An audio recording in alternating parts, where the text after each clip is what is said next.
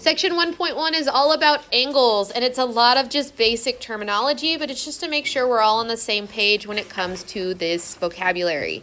So basic terminology in geometry, two distinct points A and B determine a line called line AB. This is how you designate a line. There would need to be arrows on both sides to be a line. A portion of the line between A and B is called a segment, or just simply AB. Boom, boom. No lines. It means it only exists between A and B, not extended beyond it. The portion of the line that starts at A, goes through B, and keeps going past B is called a ray. So one end point is called a ray, and you label it where the starting point is first. So ray AB is different than ray BA. A is called the end point of the ray. In trigonometry, an angle consists of two rays that are on a plane with a common endpoint, or two line segments with a common endpoint. Each of these two rays or segments is a side of the angle, and the common endpoint is called the vertex. So this point right here, where you turn directions, is called the vertex of an angle. You have two sides specifically for these angles. You have the initial side, which for us in trig is usually / always going to be the positive x-axis when we're on a coordinate grid. And then the terminal side of the angle is basically where you're stopping the motion. So if you were moving your arm in an angle, you would start flat at the initial side and turn your arm up, bending it, or like rotating it, I guess is a better word to use, to end at the terminal side. There are two directions we can move. The clockwise direction generates a positive measure, and counterclockwise rotation is a positive measure, and clockwise rotation is a negative measure. So we have those examples right here. If we start on the initial side and go counterclockwise, that is a positive angular direction. And if you start at the terminal side and go clockwise, that is a negative direction. So counterclockwise positive, clockwise negative. A rotation or an angle can actually consist of more than one complete revolution, and a revolution just means you've gone all the way around the circle at least once. Does that all sound semi-familiar? Fabulous. Moving on. So when we are describing angles, for the most part, we've used, previous to this course, unless you've taken AP Pre-Cal, you've used degrees to measure angles. The most common unit for measuring angles is this degree. It was developed by the Babylonians 4,000 years ago. To use degree measure, we assign 360 degrees to a complete rotation of a ray. So here's the initial side, here's the terminal side. It makes a complete rotation or revolution. A complete rotation of a ray gives an angle whose measure is 360 degrees.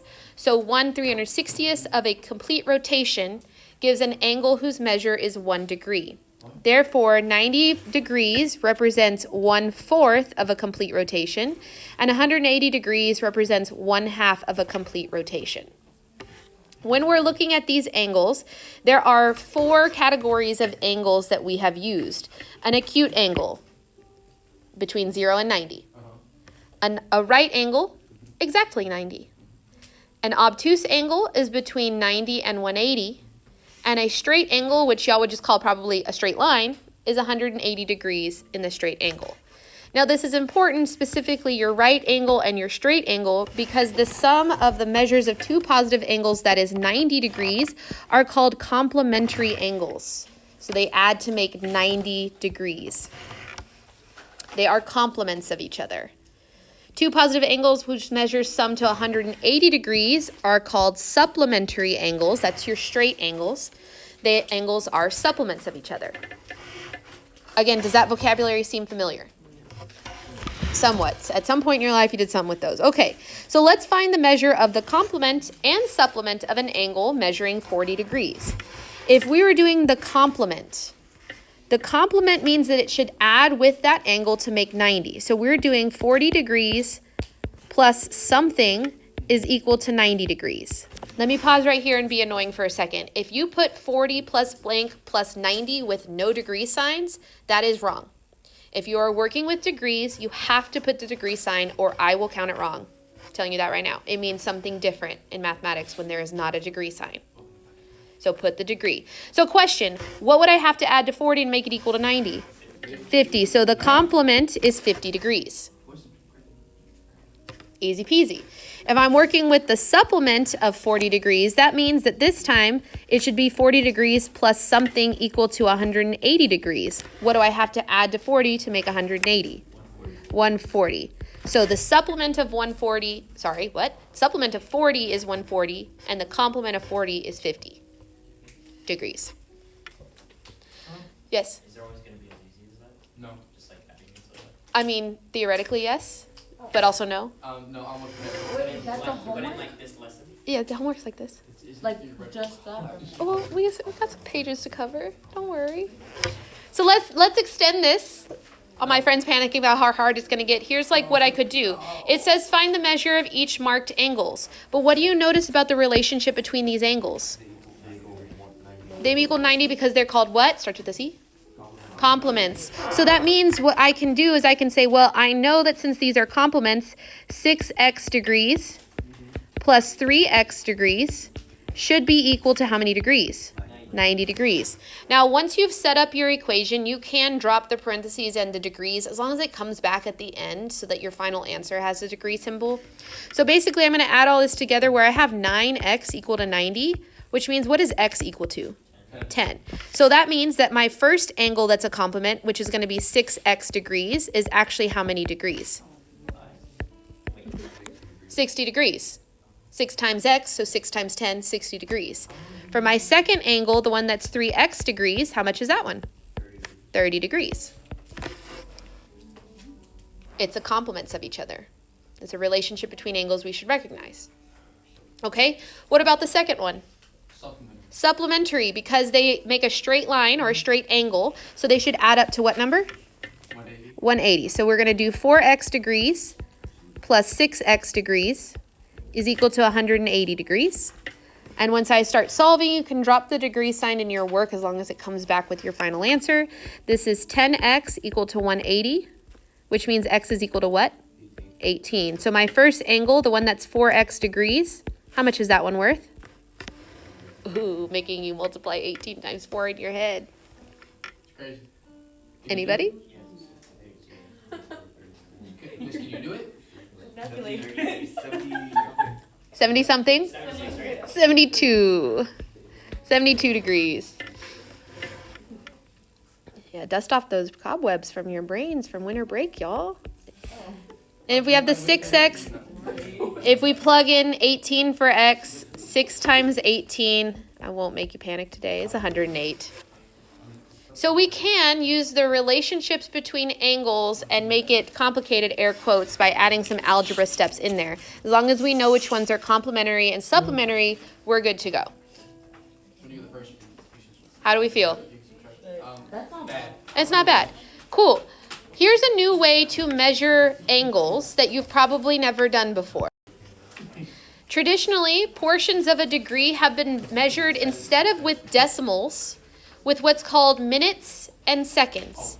This has a lot to do with navigation, so if you look up longitude and latitude, you'd see a degree, a minute, and a second for locations on a globe. This is how we kind of got more accurate with where our locations are when we were able to do this instead of just decimal degrees.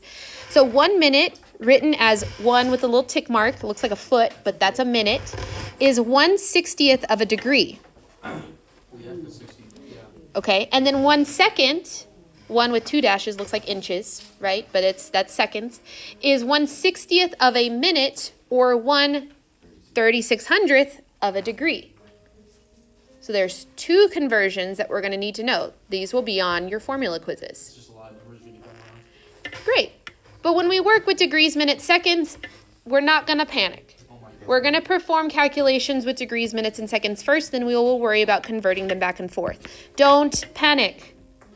You can add degrees with degrees, minutes with minutes, and seconds with seconds. Are you sure? Yes. So this is 51 degrees, 29 minutes, plus 32 degrees, 46 minutes. If we add those together, old-fashioned adding, what is 29 plus 46? Our number. True. 75. 75 minutes. What is 51 plus 32? 83. This is not how you would write your final answer, though, because 60 minutes is one more degree. So since this number is over 60, specifically how much over 60? 15 over 60. I'm going to actually add another degree and then subtract 60 from those minutes. So this is 84 degrees, 15 minutes. So again, to go here, 75 minus 60 is 15. So the 60 becomes a degree because 60 minutes is 1 degree. Oh, so it's like rounding. Kind of, yeah. It's exactly like rounding. Yeah. We're just rounding at 60s. And then you take whatever you did and put it to the other one. Correct. All right. Yeah, like it's a carryover. Is that the term you used in like Yeah. elementary school to move that thing over? Carryover? Carry over. Yeah. Sure. Yeah, it's exactly like that. We can also do this with subtracting. So if I go to subtract 90 degrees minus 73 degrees in 12 minutes, we're immediately going to run into a problem. Because just like in elementary school, when you try to subtract numbers and there was no numbers on top of it, like when you had decimals, what did you do? You put it to 0. You made it smaller. Yes. I think they called it borrowing. Yeah. What? Yeah? We borrow from the unit before. Oh, I just. So if I change this from 90, it's going to become what number? 89. And what would I put here? 60. 60, because 1 degree is 60 minutes. So 90 degrees is the same as 89 degrees in 60 minutes. So we're borrowing but reverse. Kind of, yeah. It's borrowing, but we're not borrowing a 1 to make it a base 10. We're borrowing 60 minutes from the 1 degree. No, I just thought, okay, I'm sorry, then go back, reverse what I just said. Okay. Okay, wait. It was 90 degrees. We needed one of those. Yes. Boom, we're there. 60 basically. Correct. So 1 degree is 60 minutes. Correct. But So how now, many seconds is in the degree? 3600. how many seconds is, yes, 3,600. So now we can actually subtract. 60 minus 12 is 48. And 89 minus 73 is 16. So making sure that we actually use the number we borrowed instead of the original 90 there, that would be key. I can imagine that being a mistake there. Yeah. Now converting. Converting decimals, degrees, minutes, seconds, to decimal degrees just requires you to do some conversion factors. We're going to write this down, and then I'm going to pause and let you go get a calculator because you're not going to do this one in your head. If we're going to convert 74 degrees, 9 minutes, 14 seconds to decimal degrees, rounded to the nearest thousandth, here's how we're going to do it. We're going to leave the degrees itself. We're going to take the minutes. I don't know why I put a 0 in front of that. Over 60, because 1 minute per 6, there is 60 minutes in 1 degree. Plus those seconds over 3,600, because there's 3,600 seconds in 1 degree. Yep. And at this point, we sure don't want to do that one in our head. Yep, dude. Go grab a calculator, and I want you to calculate this for me. We're going to round to the nearest thousandth. 74.1539. And we're rounding to the nearest thousandth, so that's 154. But yes. Now make sure again that you put degrees at the end of that. I got a fraction. If you got a fraction, it's because the calculator is trying to do too much. Just change it to a decimal by pressing math, and then the second option is decimal. Oh, no. Oh, no? wait, no. Okay. Yeah, because if you use the fancy fraction in the calculator, it's going to try to keep it as a fancy fraction, but we want decimals since this is asking for decimal degrees. Wait, I do. What I do? I forgot. You pressed math, and then the second option was decimal. Nah, 2. let me write it down. Okay. Easy enough, yes? Yes. Let's go the opposite way. So now I'm giving you a decimal degree, and we want to convert it into degrees, minutes, seconds. Oh. Here's the easiest part. Oop, so sorry. It's 34 degrees, for sure. Uh-huh. Well, the decimals are going to give you your minutes and seconds. No way. The way that we do this is step 1, by doing the entire decimal we were given, 0.817, multiplied by 60. What? Go ahead and do that in your calculator. So the whole decimal multiplied by 60. 49.2. 49.02? 02. Cool, that's your minutes. Great. we want the 49 minutes. But we don't want decimal minutes, and after lunch we'll figure out how to get the seconds. So when we left for lunch, what we had done so far is we said we were converting from decimal degrees to degrees, minutes, seconds. So 34 degrees, check, done. We took the decimals, and we multiplied them by 60, and we got 49.02 minutes. Well, the 49 minutes is good, but the 0.02 minutes can convert to seconds.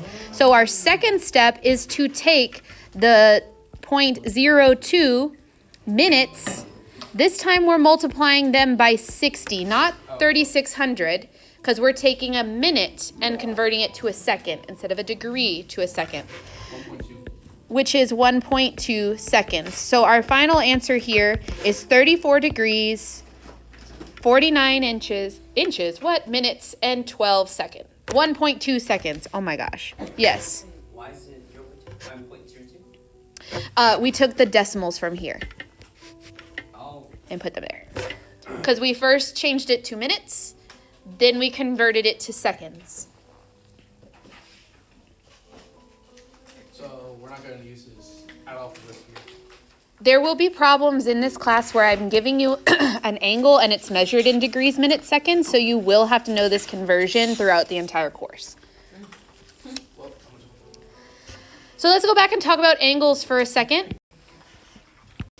An angle, like we said earlier, is in standard position if its vertex is on the origin and its initial side is the positive x-axis. So we're going to be putting these angles on a coordinate plane. The origin is going to be where the vertex is, and your initial side will always be the x-axis. That's for what's called standard position of an angle. An angle in standard position is said to lie in the quadrant in which its terminal side ends. So an acute angle will be in quadrant 1, and an obtuse angle will be in quadrant 2, because the terminal side of this acute angle ends in quadrant 1, and this obtuse angle ends in quadrant 2. Its terminal side is there. Okay. So, Wherever the terminal side is, if it's on the line, it's called a quadrantial angle, which we'll get to in a second. But if it's inside quadrant 1, it's making an acute angle. If it's inside quadrant 2, it's making an obtuse angle. If it's inside quadrant 3, it's making an angle that's bigger than 180 and less than 270. And if it's an angle in quadrant 4 in the positive direction, it's between 270 and 360.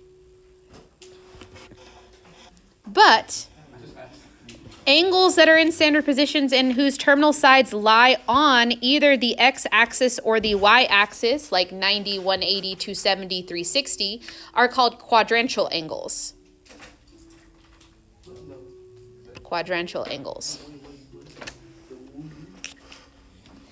A complete rotation of a ray results in an angle of 360 degrees.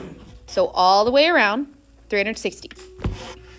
By continuing to rotate these angles, angles larger than 360 degrees can be produced. The angles in the figures on the right, but they're below, have the same initial side and the same terminal side, but different amounts of rotation. Such angles are called coterminal angles. Co meaning together, terminal meaning ending, so they end in the same spot. So if we look, we have the first angle here. We have the angle of 60 degrees, and we have an angle of 420 degrees. They are coterminal because they end in the same spot.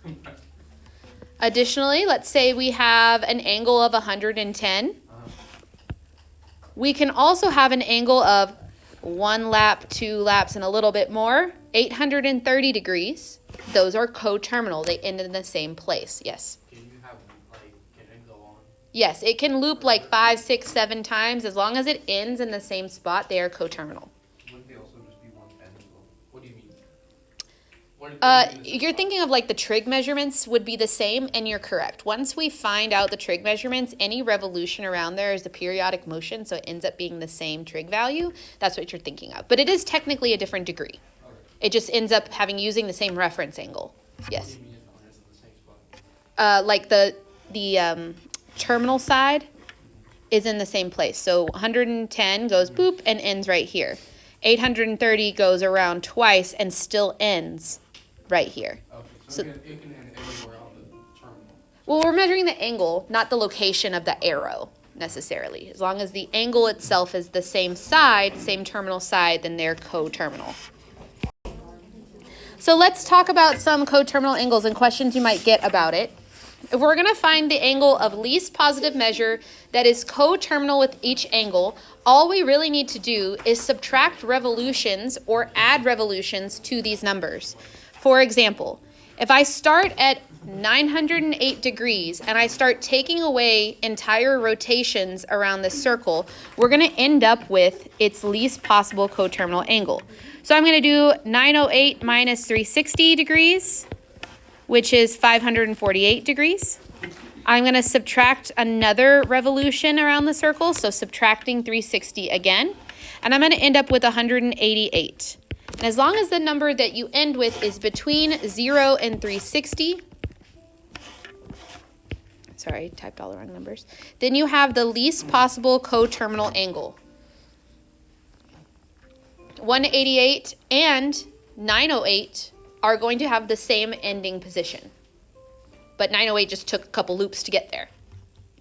So we're subtracting 360. We're just subtracting 360 until we get the least possible positive number between 0 and 360. Now we subtracted from this one, but if we're already a negative number and we want a positive value, what should I actually do? Add. So I'm actually going to add 360 to this one because I'm just going to loop all the way around to get a positive value. And if you do the math there, that's 285 degrees. That's the least possible positive coterminal angle. So if I know that an angle is negative 800 degrees and I want a positive coterminal angle, will I add or subtract? Add. So if I add one loop around, one revolution, it's adding 360. That's negative 440. I'm going to have to add again, adding another revolution around to get back towards positive numbers. That's negative 80.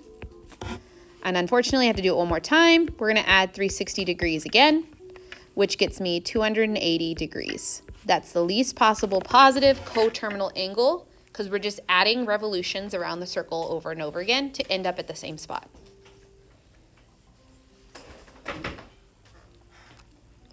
So if you notice here, we just used multiples of 360 to add or subtract from the angle we had to find coterminal angles, which means that we can actually generate a formula or an expression that will give you all of these angles that are coterminal for a given angle. For example, we can obtain an angle coterminal with 60 degrees by adding an integer multiple of 360 to 60 degrees. We let n represent any integer, and then the following expression represents all such coterminal angles. So this right here is saying that if we go to 60 degrees and add multiples of 360, which means just loop around extra times, we're going to have coterminal angles, which makes sense. That's what we did above. We just added or subtracted values of 360 until we got a different coterminal angle. So let's just practice this for a second. Let's find angles coterminal with 60 given that n is negative 2. We're still using, this formula right here. So we're doing 60 degrees plus negative 2 times 360 degrees. Okay. What is negative 2 times 360 degrees? Negative 720. So negative 720 plus 60 is negative 660 degrees. That is coterminal with 60 degrees. Let's do the same thing if n is negative 1. So negative 1 times 360 plus 60, that is coterminal with 60 degrees. If n is 0, what's 0 times 360? What? 0, so plus 60 is 60. If n is 1, 1 times 360 is 360, plus 60 is 420 degrees. And then 2 times 360 degrees, 720, 720, plus 60, 780 degrees. These are all coterminal angles that we can find by just using multiples of 360. Let's talk about the coterminal quadrantial angles. So again, quadrantial, these are the ones that are 0, 90, 180, 270, 360. 360 is not listed on here though because it's coterminal with what other degree? 0. So coterminal with 0 degrees is 360 degrees. What else is coterminal with 360 degrees? 720. What would be the next one? 1080. 1080. If you have ever skateboarded or watched like snow, what is that called when you are on a snowboarding? What is it called when you're like snowing down on a board? Snowboarding. And in the Olympics and they like do turns and stuff, they measure it by degree. So doing a 720 means you spin around twice. Doing a 1080 means you spin around 3 times because that's how many degrees you've been through. Pretty cool. Anyways, I digress. What is coterminal with 90 degrees? Numbers. True. What specific number? I don't know. 450. What would be coterminal with 180?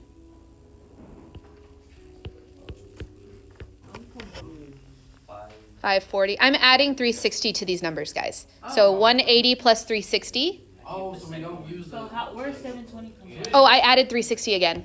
What do you mean? Wait, Why didn't you just? I couldn't help myself. Oh, they just gave it. Yeah. what? That's not required. No. You added 0 to what? So I added 0 plus 360. I got 360. Okay, and then. And then I added 360 again. I got 720. Yeah. And then 1080. So 360 plus 360. You don't have Correct. to do- Okay.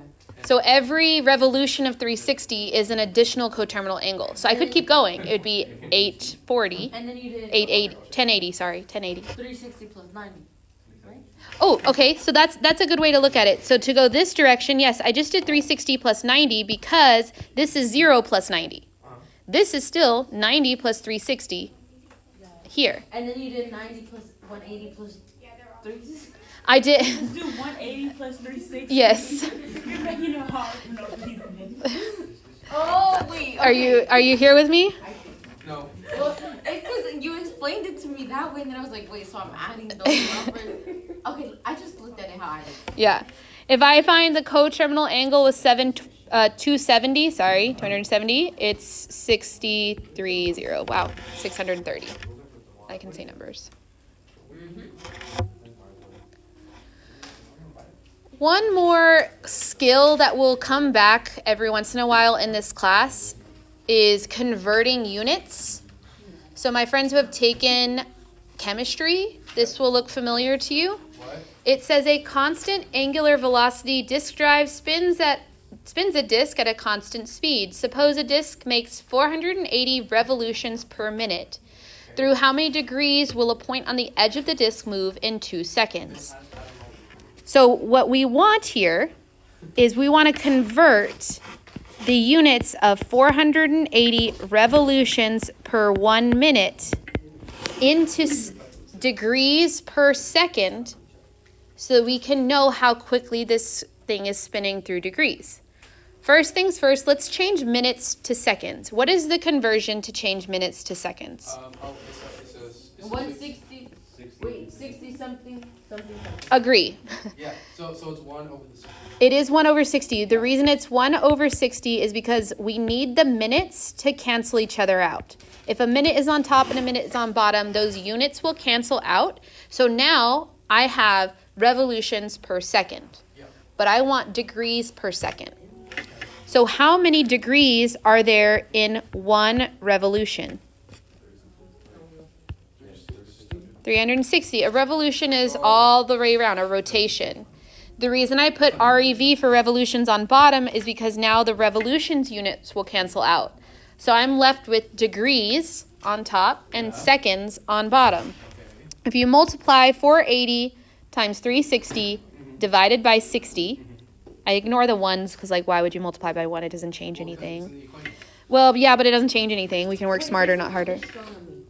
There you go. There's the science that you probably use it in. She said chemistry. You also use it in chemistry. No, I didn't. Sure, you did this in astronomy class.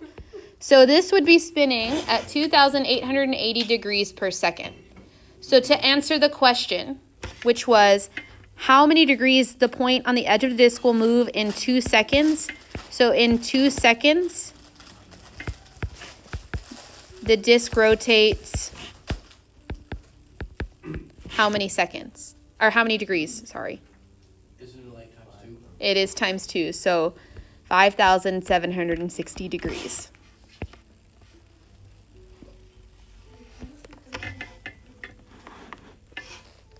How would I put that in a calculator?